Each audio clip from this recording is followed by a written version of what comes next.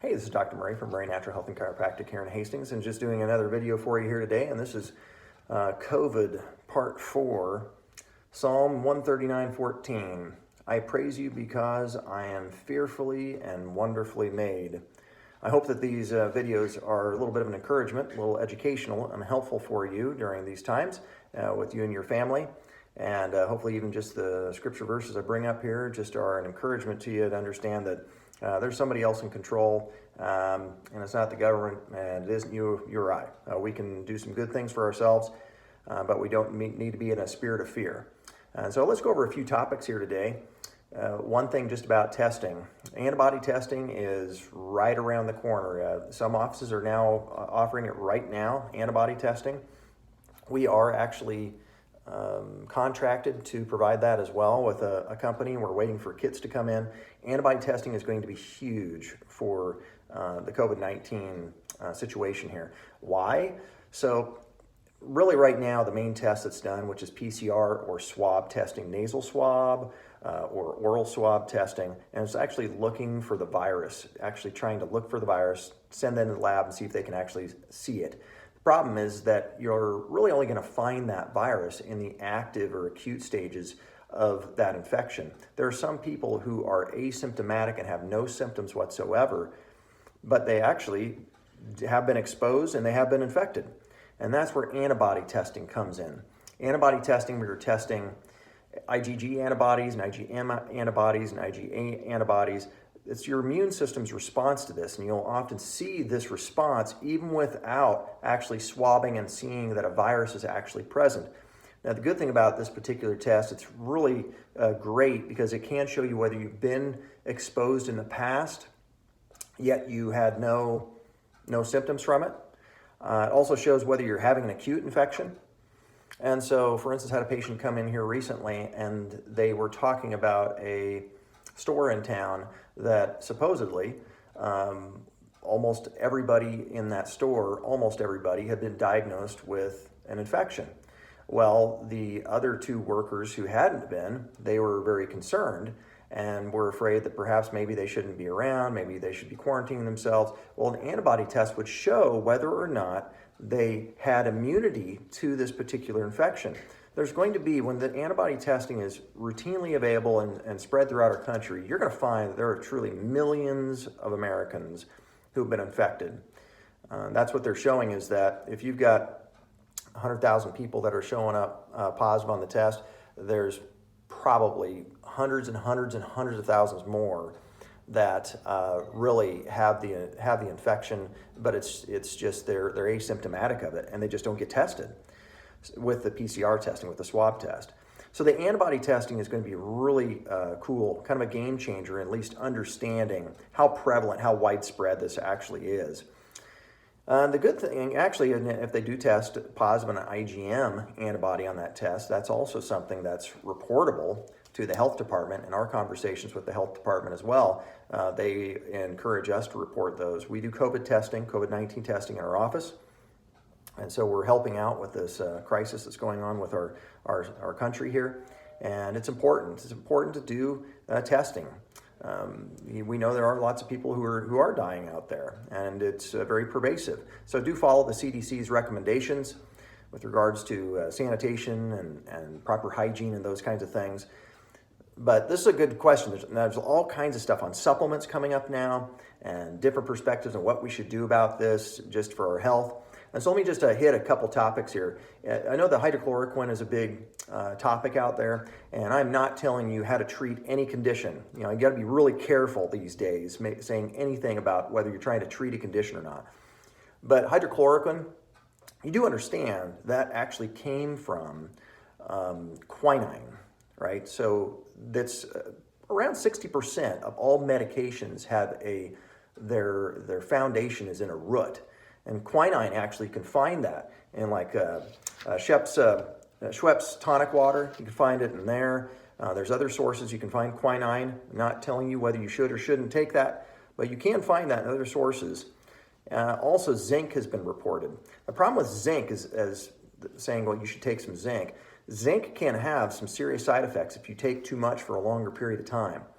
some of the treatment protocols for actually treating it are 200 plus milligrams of zinc, and that's not safe for people to take long term. The upper limit, according to the National Institutes of Health, of zinc is 40 milligrams.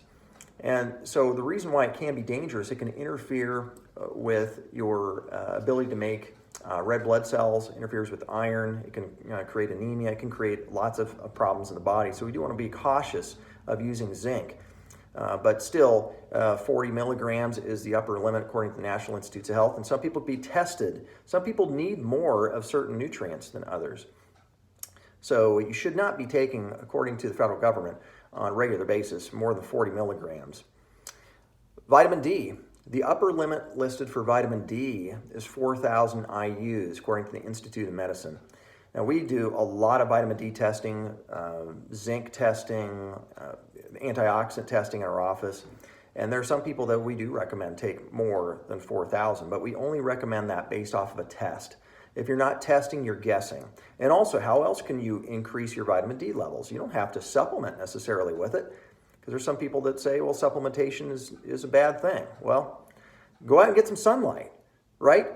I mean, that's important. Actually, there's studies coming out, and we'll touch on that here in just a moment, showing that actually being outside is a whole lot safer for us than just being cooped up inside. And there's more transmission of different viruses going on now inside the home as opposed to going outside and recreating. So, but vitamin D has been shown to help. Even the previous CDC chief came out here just recently, Friedman, and he said, yeah, vitamin D, super great for helping reduce the cytokine storm within the lungs with COVID-19 patients, also helping to reduce respiratory tract infections. So if you're not taking vitamin D, you probably should. And any of these things I'm talking about, you should talk to the healthcare provider of your choice.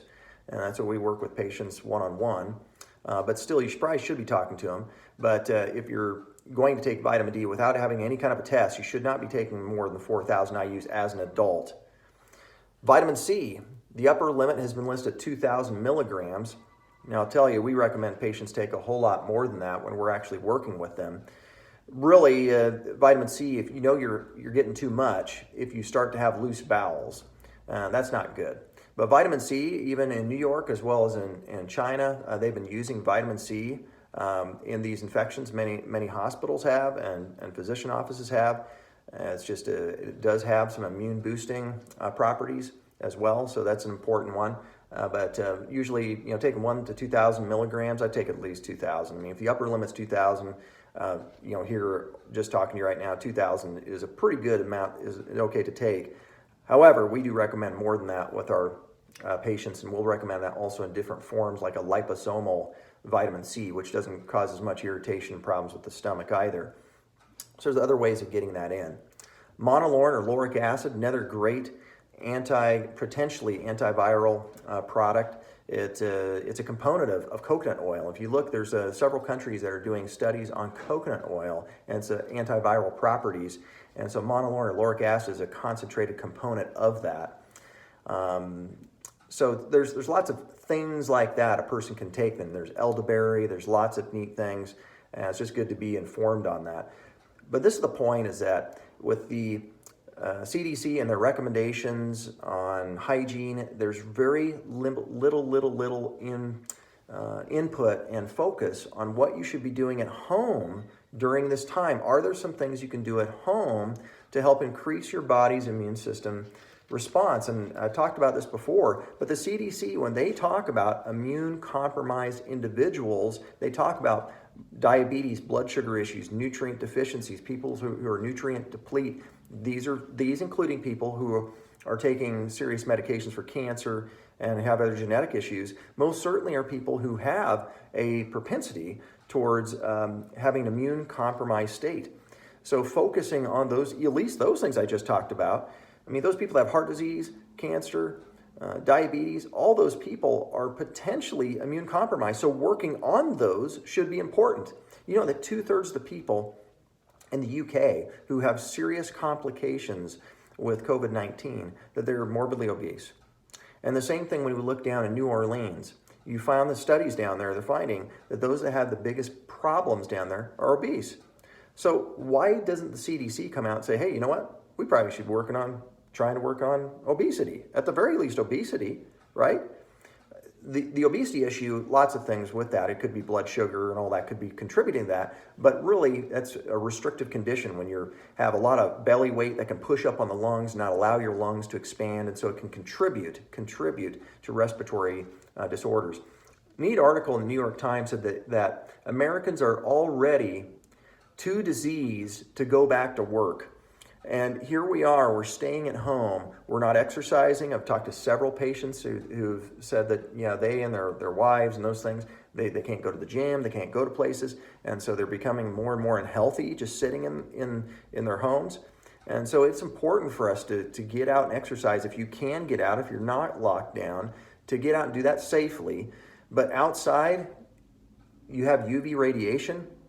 And we know that does contribute to eradication of viral load. We know that. So, and there's multiple studies out there showing that the more we just stay inside, stay cooped in, stay inside, that you are actually more likely to transmit a virus while you're inside your house than you are if you're outside out in the open. Now, that doesn't really count if you're having a party and drinking drinks with your buddies and hugging and kissing each other. That's not the same thing. But if you're out and just enjoying the sun in your backyard, you're in a park and you're not excluded from doing that, there's a lot of good things to be, and you're going to get sunlight, so you're going to get the vitamin D exposure, lots of good things about doing that. So my question would be to you is that what are you doing today? Are you doing anything today at home to try and improve your immune system while you're cooped up and locked up? Yes, you can practice all the good CDC recommendations, but what are you doing? Are you trying to get good, proper sleep, exercise? Are you trying to reduce your sugar consumption? Are you, trying to get some sunlight exposure? Don't get yourself burnt, 20, 30 minutes. That's probably good in sunlight exposure, but are you trying to get some sunlight exposure? Are you trying to cut down at least the junk food that you're consuming? An essential food or an essential activity isn't going to the store to get soda pop and smokes, right? So try to do some things today at home because you do have control over your immune system. And that's when I talked about the antibodies. Your body has a natural ability to kill invaders and to protect you from the next invader coming down the pike. Because there's always going to be a new bad guy coming around the bend, a new virus, a new bacteria. There's always going to be.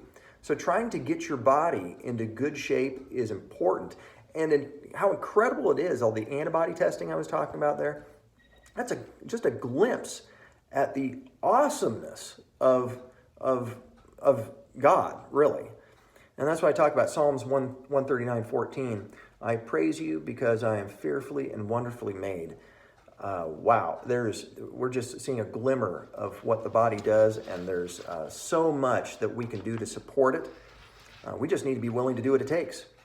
And so don't be fearful, be smart, be responsible, but do things today. And there's a bunch of things you can do today to get your body healthier than it was yesterday.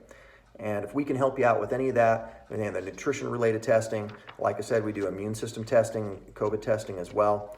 If we can help you out in any ways, you let us know. Murray Natural Health and Chiropractic, setting the standard in natural health care.